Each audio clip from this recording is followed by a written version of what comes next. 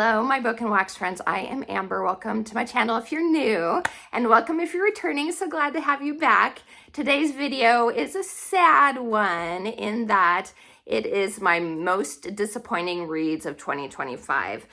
I thankfully haven't had a super amount of disappointing reads, but these are some that I did have, and I did want to talk about them. Now, they are not necessarily all my lowest rated ones, but disappointing in that I had high expectations for them, or they were ones that I was really looking forward to and they let me down type of thing. So I will go on the list. There's 9 books. I will do them in order from the 9 books, and at the end give you the one that was my most disappointing of the whole year. But again, the rating may not have been as low as some of the others. So the first book I have to share with you from my most disappointing list is Sword Heart by T. Kingfisher. And look how cute. I still love the cover on this one. It's so pretty. And the premise was really fun. I enjoyed the story overall, but it was disappointing for me because there was a lot of crudeness that I wasn't expecting in the book. And so that dropped the rating, and I thought it was going to end up being a 5-star. It was on my 5-star predictions. But unfortunately it did not live up to it for me. So that is Sword Heart. The next one for my most disappointing reads, and I know this is a favorite for a lot of people, and I didn't give it a super low rating, but I was expecting more from it, and that is Remarkably Bright Creatures by Shelby Van Pelt. This is a general fiction type of story. I did really enjoy Tova, who is an elderly lady who had a tragic thing happen in her past, and I enjoyed Marcellus, who was a great Pacific octopus, and I enjoyed that whole story and their relationship. But why it was most disappointing for me is because the third POV in the story, Cameron, I think his name was. I could be completely wrong. I don't remember. I tried to block him out. I did not like him. He was so whiny and had that victim mentality to where he blamed everything, his poor choices, on other people. And he had some growth at the end, but it was like almost the very end of the story. And so because of that, it was disappointing, even though I enjoyed Marcellus and Tova, and they are what redeemed the book for me. Otherwise, I probably would have DNF'd it because I very much did not like him at all. So that is Remarkably Bright Creatures. Then the next one is The Bear and the Nightingale. This is by Catherine Arden. Now, her writing is beautiful. She had beautiful prose. I enjoyed her descriptions on things, but to me it was disappointing because it was meandering almost. It took place, it wasn't what I was expecting. I was expecting a lot more magical elements to it, which are in the book, but there was a lot of other stuff and that took place in it, and it follows her from like when she's really young up through her young adulthood, and it felt like it took a while to get to the point of the story, if that makes sense. And so I know there are 2 other books, I think it was 2 other books in the series, to where I may revisit, I don't know, because I liked the ending. I liked how the climax happened, like the last 4th or 3rd or 4th of the book, and I didn't hate it up to that point, but it was just disappointing to me. I was expecting it to go a different direction, and it just kind of meandered, in my opinion. So that is The Bear and the Nightingale. The next one I have is called Hotel Magnifique. This is by Emily J. Taylor. And this was on my 5-star predictions, mainly just because it sounded like a whimsical good time. And the cover really got me. And when I read it, I liked it fine. I think I gave that one a 3 stars. But the issue I had with it was the main character. Again, in the way she annoyed me. Like in Remarkably Bright Creatures, Cam annoyed me. She was very like, I'm going to do things my own way, to the point where she, even when people had good ideas, she didn't want to listen to them at all, type of thing. And that really got on my nerves. The overall story, as far as the plot and stuff, was very interesting. But overall, it just didn't live up to the hype I had in my head for it. So that is Hotel Magnifique. The one after that, and this one makes me really sad, is Where the Library Hides by Isabel Ibanez. And this is the second book in a duology. The first one is, why can I never remember what it's called? I'll put it down here. Anyway, I love the first book. The first book was great, and it was like The Mummy meets Raiders of the Lost Ark, kind of. It had those elements in it, and I was really looking forward to the conclusion in the duology. So Where the Library Hides is a continuation. It's about a girl named Inez, and her parents go missing, and everyone thinks that they've passed away.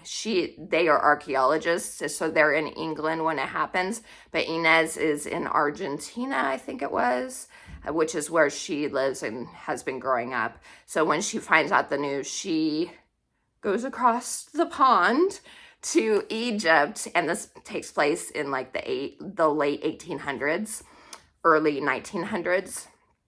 And so she goes across the pond to try and figure out what happened to them. And that's where the story begins. So the second book was a disappointment. It just did not live up to what I was expecting from it. I really didn't like the miscommunication that was in the story. I felt like not a lot of stuff happened in that. We were kind of stuck in one place for a while. There were some interesting twists. Some I saw coming, some I did not, to the story. But overall, it just felt underwhelming to me, and which is sad because I really enjoyed the first book. But it was, Where the Library Hides. The next book that was a disappointment, and I'm sad because this one I really, really was looking forward to, especially with this cover, Water Moon by Samantha Soto Yambao. This is the Illumicrate edition, and it's so pretty. I will not get rid of this, even if it's, was disappointing, because the cover, it's just, this whole book is beautiful, and I love to see it on my shelves, even though I didn't really enjoy the story.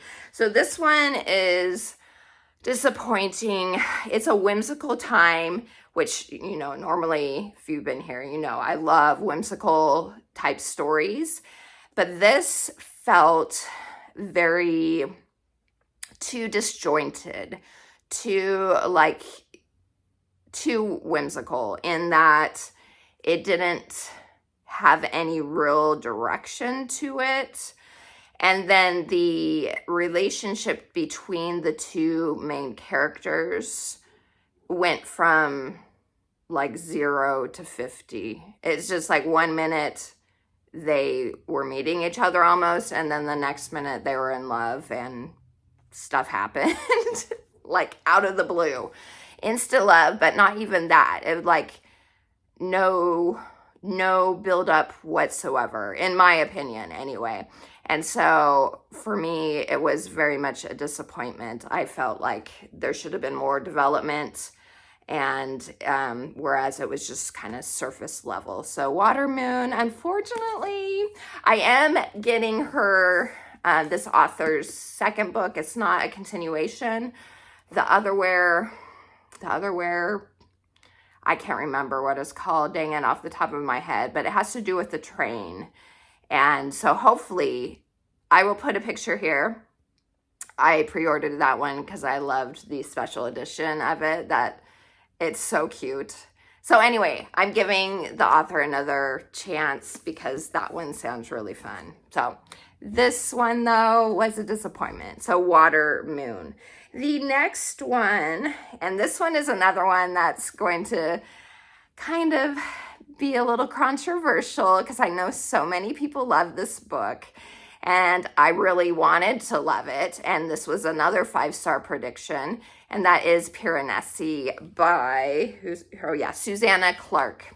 So Piranesi is a very, I wanted to love it. It has some whimsical elements in it. But it's not a very long book. And I don't even remember how many pages. I know it's under 300 pages. So it's not long. But it felt, in my opinion, like 100 pages still needed to be cut from it, and it would have been better.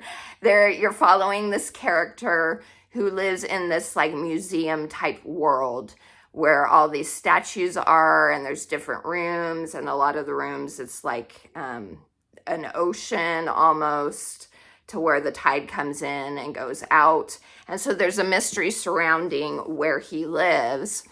And he doesn't remember much, really anything besides what his duties are in regards to this museum world that he lives in. And it goes from there. Well, it felt like a lot of the things that were described in regards to the place he lived in would have had some importance to the mystery and the story, the plot overall. But honestly, it didn't. It didn't.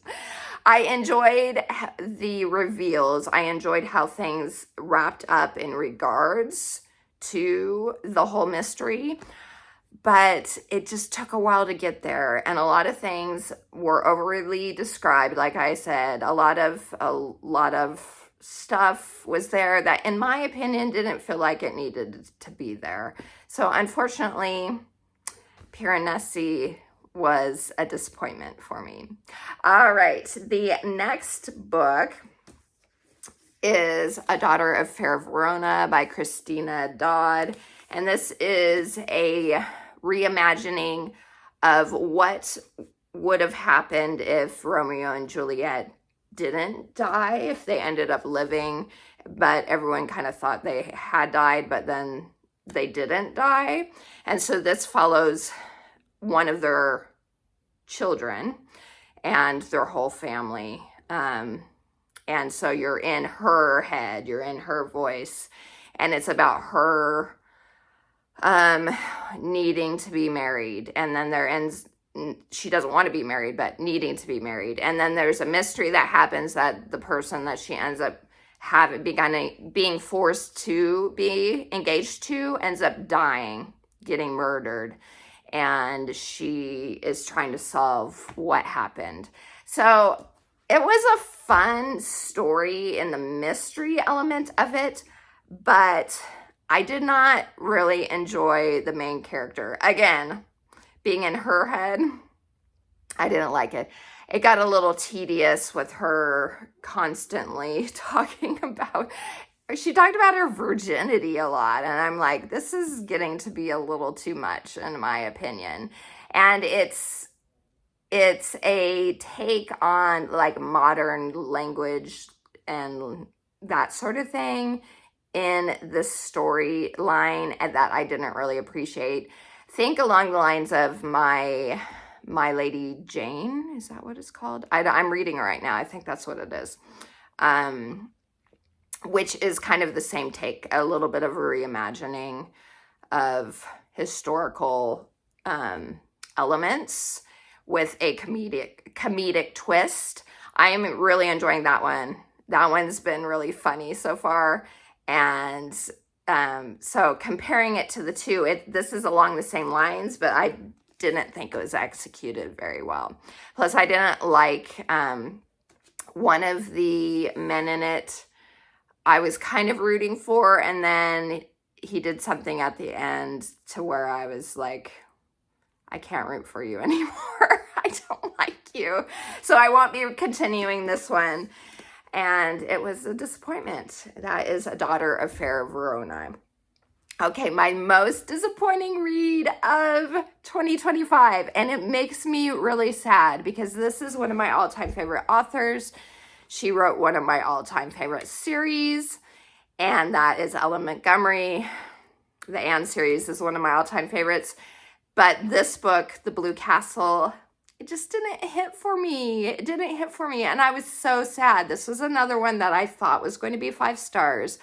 I think I ended up rating it 3 stars. So again, not super low, but I did not like how the story, well, I liked how the story went, but I did not like, number one, the main character's family. And I didn't like the main character a little bit in how she dealt with things. She just wasn't someone I related to like I related to Anne. She's a little more pessimistic, and I understand in that what she had to deal with, but when she finally comes out of her shell and starts to live life, she still has this like negative, pessimistic attitude, I feel like. And I just didn't enjoy it. I didn't enjoy being in her head. I liked the romance. It's not super like what the story is about or anything like that, but there is a romance element in it that does help shape the main character. So I did enjoy that, and I enjoyed, of course, Ellen Montgomery is the queen of writing all that descriptive language about the landscape and all that, and that was in there. I loved that. But overall, the story just disappointed me. It just wasn't for me. I didn't love it like I thought I was going to love it. So it is my number one most disappointing read of 2025, unfortunately.